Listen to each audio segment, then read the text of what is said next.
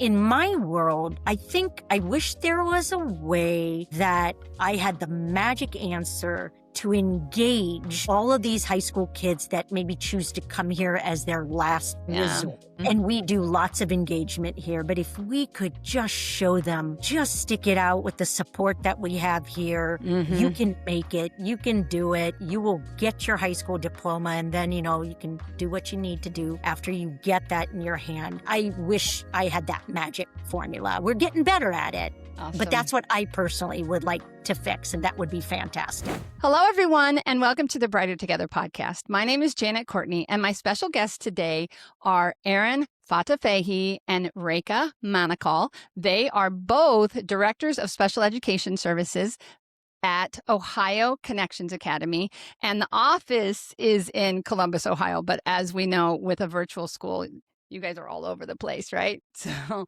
welcome to the show. Thank you for having us. Yeah, thank you for having us. Absolutely. Absolutely. I was talking to Erin and Rekha before. I have a personal connection. At one point back in my career, in my 30-year career, I actually worked a little bit at Ohio Connections Academy and at Michigan Connections Academy. So it was kind of a full circle moment for me. So thank you so much for what you do and for the students that you serve, because I know it's a tough job. That's so. Yeah. Or we wouldn't be here.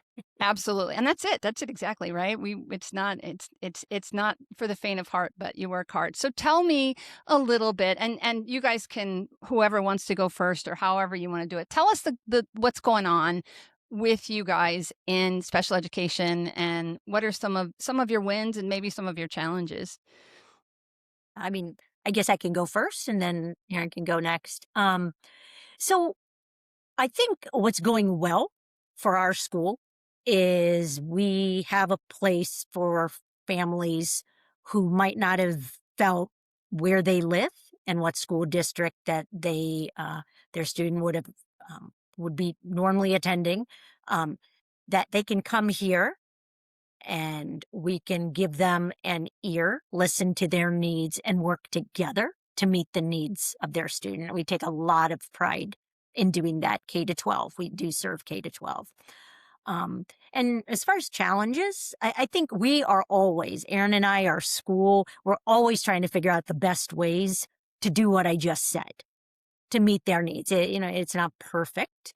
We don't have everything neatly boxed in one, beautiful product that is just part of our system. But we use what resources we have to try to meet the needs of our students. So, Erin, I don't know if there's anything else you want to say. Well, I think that's greatly stated. I think right now, just for perspective purposes, we do service students all throughout the state of Ohio. Our special education population is sitting today at 815 students who are on IEPs. Across all the categories. So we do have many, many students with a variety of needs. So I think this school of choice, because that it is, right? It is a public school, but it's a school of choice. And families choose this learning environment for various reasons. We've certainly seen an increase, I think, over the last several years of students with, anxiety related disabilities. Maybe bullying, and again, back to what Rekha said initially as well. So we have to always be aware of what our students' needs are. And I think the one thing that makes us maybe special, in my opinion, and I, of course, have a biased opinion, but our teachers are really involved. I think a lot of our families find the communication from the schools almost shockingly overwhelming, maybe at the very beginning. They don't maybe realize the level of involvement that our teachers have, our counselors have, not only our special education teachers, but our general education too. teachers. Yeah. So everybody is involved, and we really have a lot of almost like that wraparound services in some ways for our students. So we're very well aware of what's going on with them at home and trying to find ways to help parents and learning coaches support their students while they're with them every day, because we don't physically see them all day long every day. as well. So there's a lot going on and any given. Mhm. Yeah. Well, and I apologize. Usually, when I start the podcast, I give you an opportunity. I know so much about it that I skipped over it. And I would like to step back and give our listeners, tell them what is Ohio Connections Academy. And, I guess a little bit about how did you come to this role? These are the first two questions that I always ask. And because I know I just and that's my failing. So I apologize for doing that. But if you could just give our listeners a little bit about how you guys got to where you are and a little about what Connections Academy is so that those that don't know understand. You've already touched on it, Erin, and I apologize that I'm doing it backwards, but I realized as you were talking, I was like, boy, that was not good. Yeah, so Ohio Connections Academy, sorry, it's a K to 12 virtual public online school. Mhm. So it is unique in the sense that our district is the state of Ohio. So families can literally live anywhere within Ohio borders and choose this school. And everything is done online. Our entire curriculum, our services in the special ed world, they're all delivered virtually. And then, of course, you didn't ask this, but if students need some face-to-face services, we of course have those options, but we Sure. always default to virtual first. Right. K to 12, if I didn't say that You already. did. That's Um, great. and then as far as myself, I taught in a brick and mortar setting for 4 years, and then just took a break from education when I had my son. And then I was looking to get back into teaching again after he got to a certain age. And my neighbor actually told me about Ohio Connections Academy. I didn't seek it out, I didn't know anything about it, but it sounded pretty cool. So when I went in for the interview and just understood, wow, there's a lot of potential here, a new paradigm at that point. Yeah. I've been here over 20 years now. Yeah, but it was really kind of on the cutting edge there. Yeah. I was excited to join that and try to make an impact, but I wasn't a director of special education at that time. I went in as a special ed teacher, also working with at-risk kids at that time, but that's how I got here. And Awesome. to you, Erin. Yeah, and similarly, I taught in the brick and mortar setting as well and was a special education director in Arizona prior to coming back to my home state of Ohio. And as I was looking for, positions, came across Ohio Connections Academy and I thought, what is this virtual school all about? And it was just really intriguing. I had spent a lot of time in the classroom and was really ready for a different challenge. Very impressed by my interview and what I learned about the school. When I first started, I had the opportunity to teach for a semester before becoming the assistant special education director at the time. And then the following year was able to move up to being director, and then Rekha joined me. So we've been working together for 16 years now. Wow. Yes. So we have been here for a while. I did step away for a couple years and joined our parent company at Pearson. Um, Mhm. and so I was able to support the special education directors in a variety of schools across the United States. So that was exciting.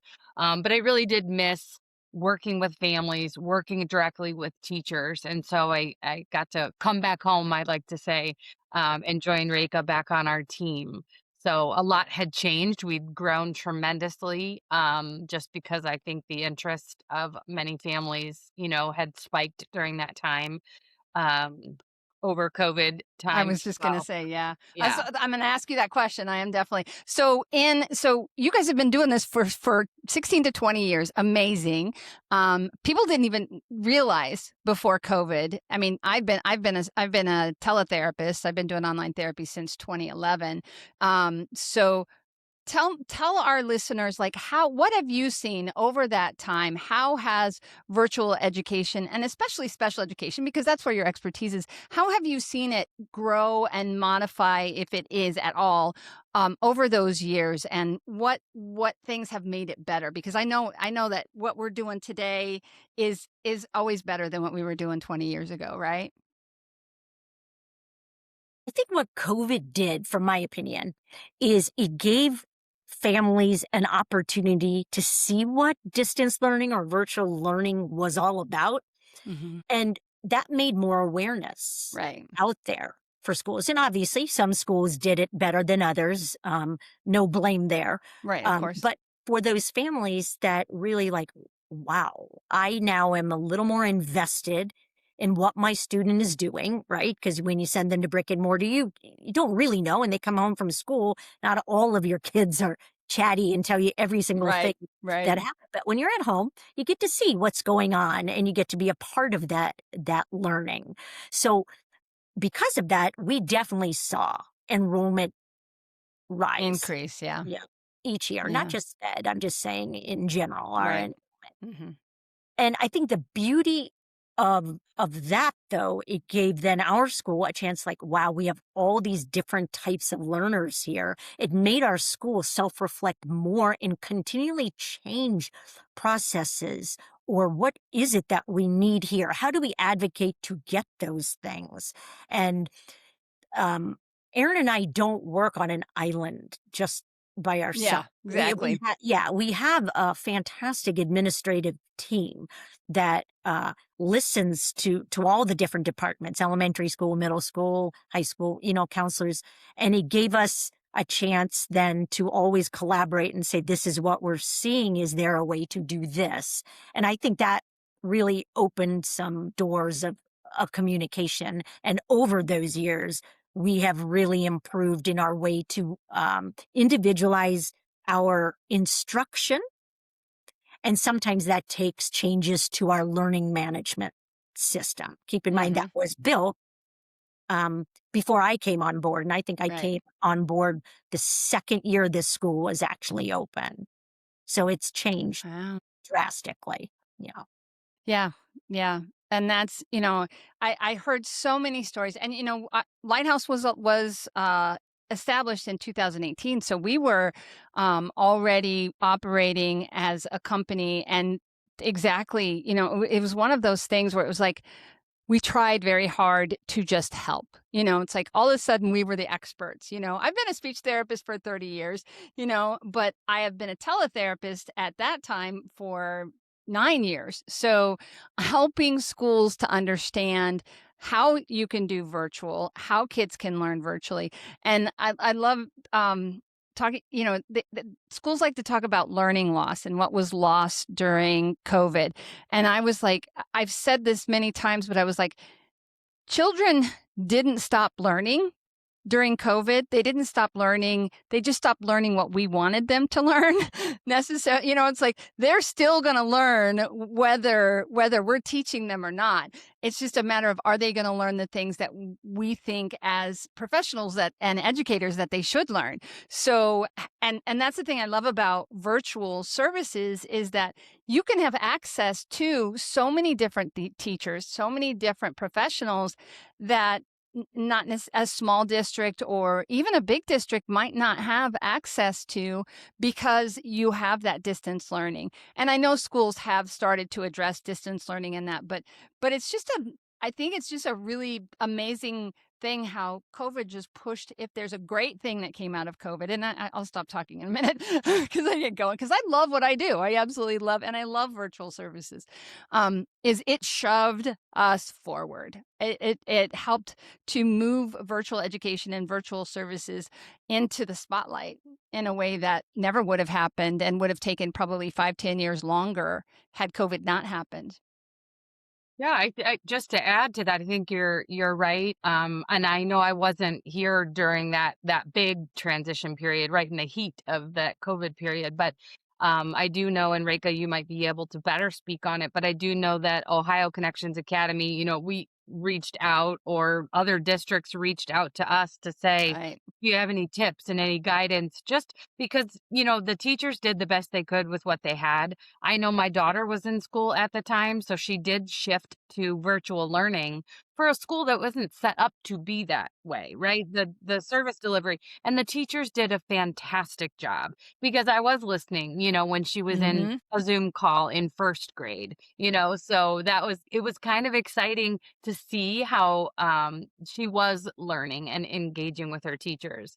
But I do know that schools reached out. I do know that Ohio Connections Academy reached out to offer sessions to talk with educators about some tips and strategies and how we got students to engage online and in Zoom, and using, their camera and the chat features that you have, within the virtual classroom, how to incorporate resources that they were already using in their classroom Mhm. and that Mhm. they could use online as well. So Right. I think that was kind of exciting. And again, back to Rika's point before about, just opening up educators' eyes to what this learning platform actually looked like, and parents as well.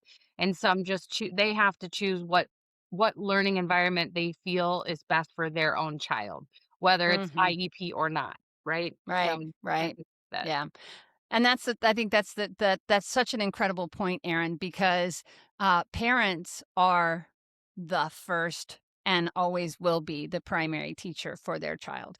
I'm a Christian. God gave them that child in my eyes, So you are the decision maker as a parent to decide where your child's going to go. So let's go down that path just a little bit. So when a parent is considering the virtual schools that are out there, or even just going into virtual schools, what kind of advice, especially, I mean, let's specifically talk about special education students. What kinds of questions and what kinds of things should they be considering? Because you guys aren't the only, you aren't the only show out there, right? We know that. But what kinds of things should they look for, and what kinds of things make Ohio Connection stand out?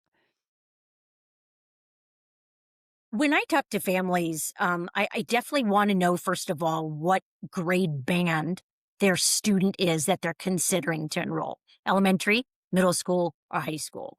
Because dependent upon that solely, there is a level of involvement that the learning coach, that's what Mm, we call the person at home, doesn't always have to be the parent, what we call that learning coach, um, has to have in order to form that partnership with our school, so all of us together can learn about their student and work to meet their needs. So once they give me that information, um, find out if they have that time or somebody that will be able to assist their student, and then we talk a little bit about what the setup is here, because the delivery of instruction is just like what we're doing. We're right. talking through a computer and then a video, and then oftentimes we have to get that parent to understand or think about, is this appropriate for the way their student learn? Are they going to be able to look at their parent as I don't want to call them a teacher, but somebody different than a parent, somebody that's they have to listen to and get online, and are they going to be able to listen for the amount of time that they need to in order to get the instruction or the support that they need to make this environment work. On the flip side, we make a very good point, whether it's me or anybody else, to let them know, if your student has special needs here, you will have not just the support of your special education teacher, you'll have the support of the general education teacher, and you'll have the support of any other related service professional. And when a parent actually enrolls and they see that, they're just amazed, because often they don't get that level of communication. It's very difficult to, anyways, in a brick and mortar setting. So they understand for the first time what a team approach is, and Hmm. they get listened to. Like, Yeah. we aren't just accessible after 4 or Hmm. before school starts. We are accessible pretty much all day long, 8 to 4, and during the day. So we are there to listen to them, answer their questions, and guide them. So Yeah. that's what I think is the conversations I have with. One thing I often hear from school leaders is, I just want a partner who puts students first. At Lighthouse Therapy, that's exactly what we do. We don't have outside investors and we don't answer to shareholders. Instead, we answer to school leaders like you, those listening to this podcast. Whether you're wanting virtual, hybrid, or in-person therapy, our systems are designed to make your life easier and your team stronger. We are a therapy company run by therapists for the betterment of students. Visit lighthouse-therapy.com/brighter together to learn how we can help you support your students this year. One of the things when I moved from a brick and mortar setting to a virtual setting as myself as an SLP, I'll be honest, I was intimidated by parents. I was like, I have to talk to the parents. And then it didn't take very long, but a switch flipped in my brain and went, I get to talk to the parents. I get to have access to the person that's going to follow up on absolutely everything I do. And that is one of the most incredibly supportive things about virtual services is that, when I'm calling or when I'm setting up services, I'm talking to the parent. And so then I get to specifically say, okay, what makes your child tick? What kinds of things can I do to help hook your child to get them to want to be in therapy? What kinds of things do they love? And as a speech therapist, I can make anything a language lesson. So, it's a little bit easier, but it's just such a privilege to be able to step up into that situation and walk alongside parents because they care about their kids, and not that others don't. I don't want anybody to call me and say, hey, you're saying that nobody else cares. That's not the truth, but it's just a special relationship that you get when you do this. Yeah, I completely agree.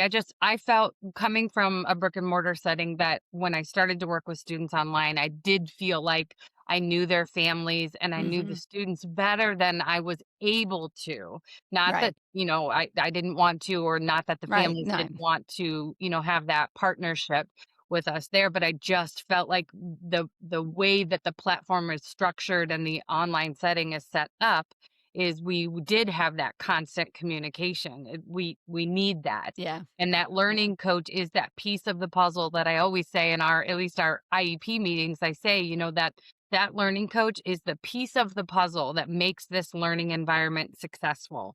Because if the student has that support at home, and it's not to be the teacher, but it is to help make sure the student is where they need to be when they need to be there. So they have, a daily planner that they follow in terms of their day-to-day lessons. But they also have what we call live lessons that are like this, where the teacher is providing the direct instruction, both general education and our small group intervention sessions for their IEP services, including related services. So I always explained that. And then the other thing that I like to say is that level of support that the learning coach needs to provide is the level of support that their child needs. So it could vary from, checking in to once or twice a day to sitting with the student throughout the day to help keep them on task and keep them on track. So. Right. And I think part of what we're saying here too is just opportunity, because the opportunity, we get more opportunity as a virtual therapist or as a virtual teacher because we're directly interacting. So it opens up those opportunities more for us to be able to talk to the parents and talk to and have that. So it's not, they aren't just coming to school for the IEP meeting and then we're sending notes home, or we make a phone call once in a while if there's a situation. As an SLP, sending home homework in a backpack and never to be seen again, those kinds of things don't always give us that opportunity. And I think that's a big part of it is people will take that opportunity and capitalize on it to have an incredible educational experience for their child. So yeah, definitely. So I'm a parent and I'm scared that I can't be a learning coach. What do you say to them? I'm not smart enough. I'm not a teacher. I don't know if I can do this. It's very intimidating. I'm scared that I remember when I started homeschooling my kids, and I'm an SLP. I was like, what if I can't teach them to read? I mean, I think we really want them to know it is not an I. That's Absolutely. Great answer. Yeah. Yeah. I mean, they are exactly what Erin said. we need your level of support to hopefully get them where they need to be, teach them how to maybe use the planner. It's a visual planner, Hmm. um, and let us do the rest over here. And we will help provide the instruction that's needed, us and the gen ed, of course. And then along that way, while the parent is there listening or whatnot, they learn a lot. They see what their student Hmm. responds to, what their student doesn't respond to, or what their student knows or doesn't know. And then we can then open up that conversation.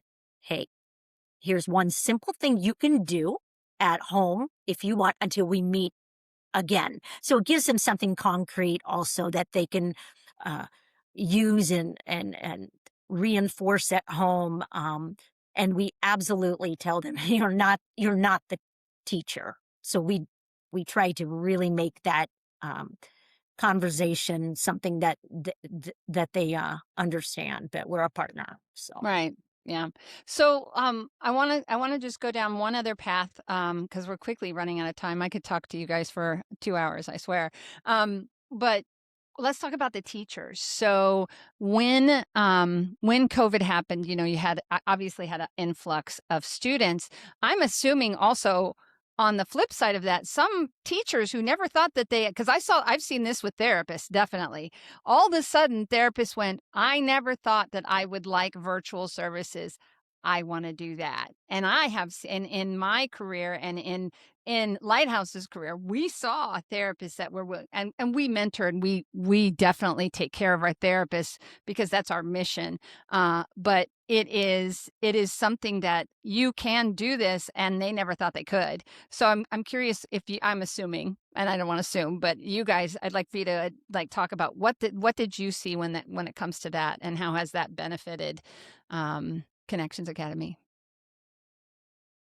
Well, I would say we do have a lot of teachers, and when we're interviewing that may not have had virtual experience, and that is absolutely okay. We welcome that because Hmm. what is a challenge, but also I think really fun for some educators is to figure out, okay, here's what I did really, really well in my brick and mortar setting. This was my strength. Now, how can I do that here? Not can I do that here, but Yeah. how can I do that here? And they can Hmm.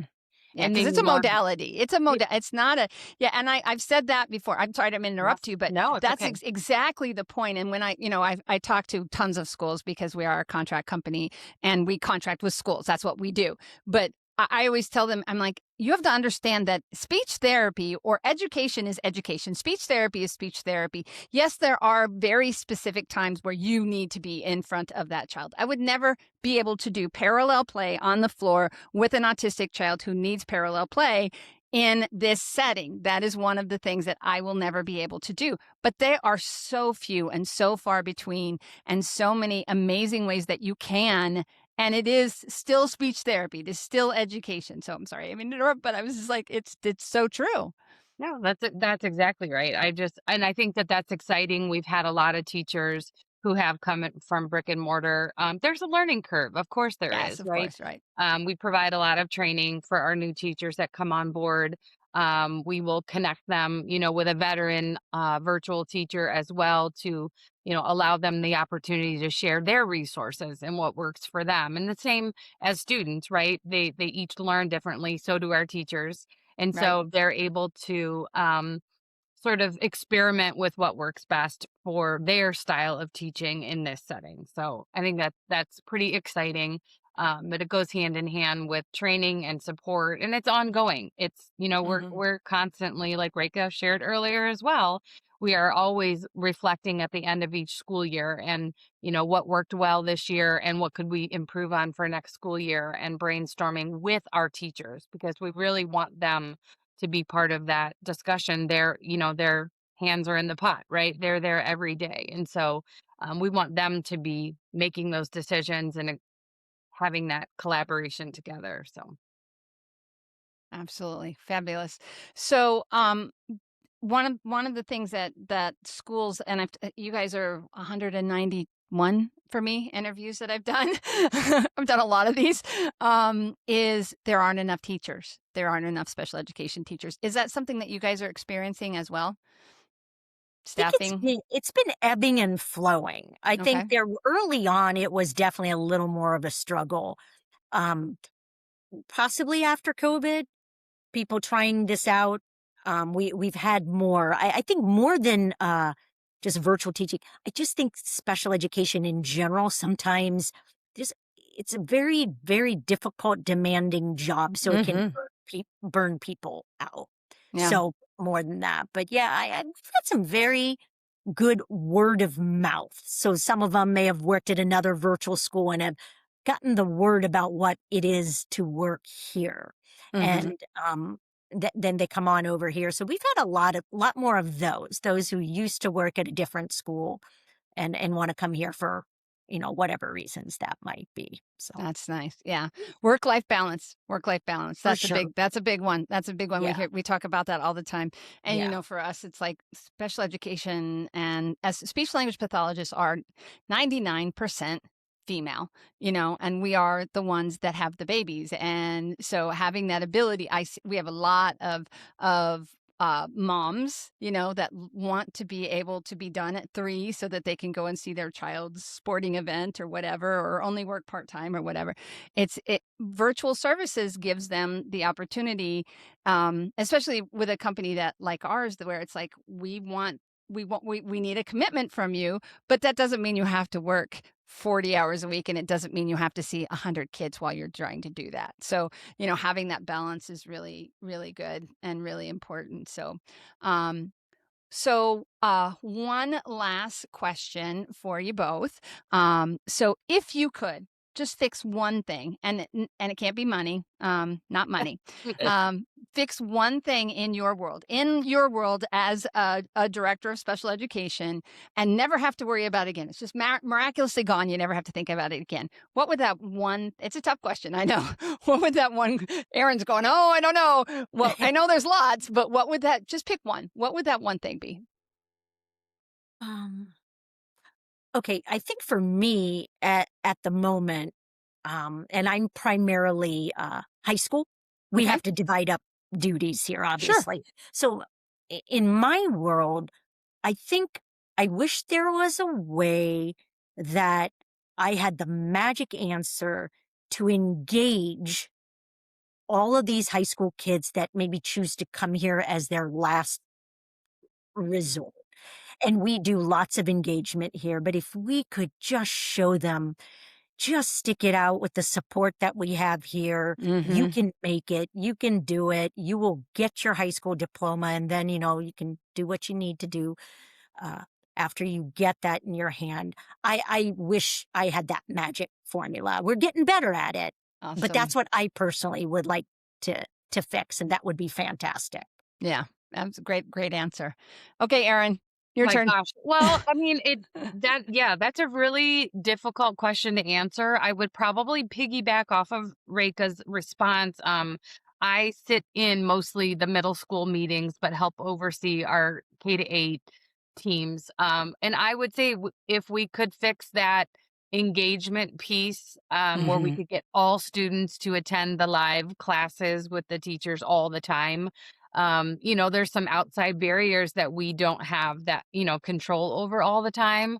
So I think if the students, had that availability to be, with us when we are here live in all of our classes, that engagement piece is something that we're always striving to improve and figure out ways to make sure that students feel most comfortable, families feel most comfortable, to be here and to allow us that constant opportunity to provide the support that they need. And I Yeah, think that's Aaron said that too. Sorry to interrupt. no, It's you're because fine. they chose us. Right. So, you know what I mean? Like, and that's why we know we can help. We all do, not just in Mm-hmm. the SPED world. So give us that chance, learn to trust again, because sometimes that has Been broken. Yeah, Broken. something has yeah. happened, right? Mm-hmm. Um, and that's why it is a top down approach here Mm-hmm. to engage and keep kids here. And that's what we do. And that's why we're passionate about um, virtual learning. It can work. Mm-hmm. give Yeah, us a absolutely. yeah. Yeah, and we've said that too. It's like kids aren't going to get better if they're not coming to therapy. Kids aren't going to learn if they're not coming to school, right? You got to get them there. So those are great answers. Thank you so much. Well, Rekha and Erin, it has been such a pleasure to have such an engaging conversation. Where do people go to learn a little bit more about Ohio Connections Academy? And if they have questions, who do they ask those questions to? Yeah, they can go to connectionsacademy.com and they can filter to the state of Ohio, which will Okay. then definitely bring up our school and all the important people, so to speak. If they want to talk directly to special ed, our name is out there, our number is out there. They even provide emails so they can Okay. get to us that way as Oh, well. So that awesome. would be the best place to go, Okay. connectionsacademy.com. All right. Well, thank you so much for being here, for taking the time. I appreciate your time immensely. Keep doing what you're doing. I love it. And just because we're brighter together. So thanks for being here. Thank you. Thank you so much. Have a great day.